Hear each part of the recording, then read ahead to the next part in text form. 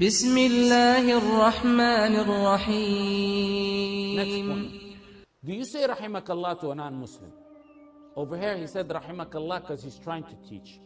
If you're going out to give da'wah, do you go tell a non-Muslim, you're giving da'wah, may Allah have mercy on you, or any non-Muslim for that matter, a relative or any non-Muslim?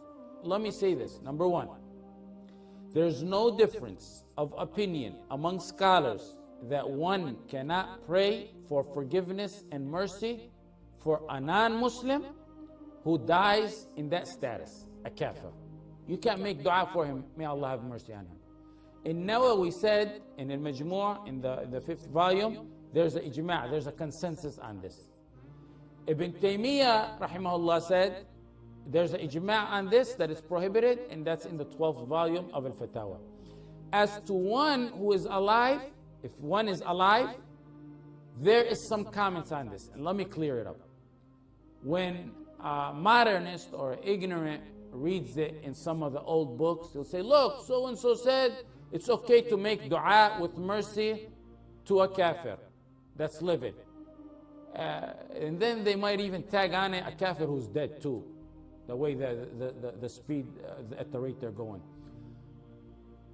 That's a reason to show knowledge must be taught by shuyukh.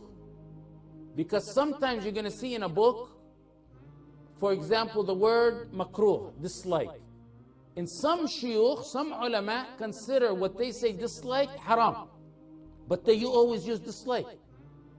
And how would you know that if someone didn't tell you, as a principle of this sheikh, he said dislike? Imagine reading adultery, fornication is dislike, or alcohol is dislike. What that sheikh means has a rule, dislike is haram. One thing is for sure, supplication is meant to be understood if you're asking for a non-Muslim, that Allah guides them. Supplication of rahmah.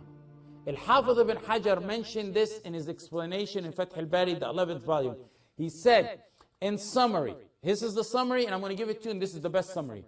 You can pray for a non-believer in guidance, and if you choose to pray for him in mercy, it must be with the intention that mercy means guidance. So basically, if your intention is to say rahimahullah to a non-Muslim who's living, your intention better be 100% that rahimahullah, meaning may Allah have mercy on him, to guide him. It better be that, and it can't be no other than that. Better to say just may Allah, just make it clear, may Allah guide him. May Allah guide them. Or if you do choose to say rahman, it's not the best of the two opinions, then you say it with the intention of Allah guiding.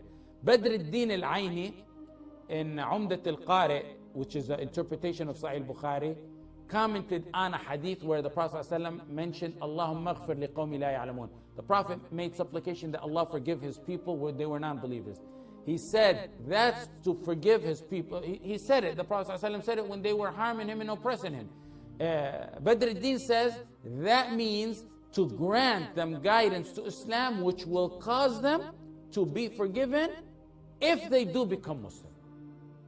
So you have to understand what the ulama are talking about.